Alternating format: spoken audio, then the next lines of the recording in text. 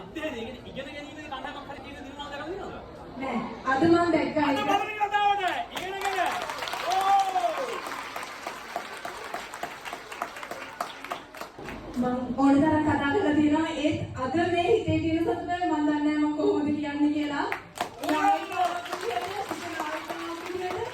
මගේ කණ්ඩායමේ මණ්ඩල සහයෝගයක් දැක්කා. ඒ සහයෝගී හිත තමයි අද අපි මේ විදිහේ ජයග්‍රහණයක් ලැබුවේ.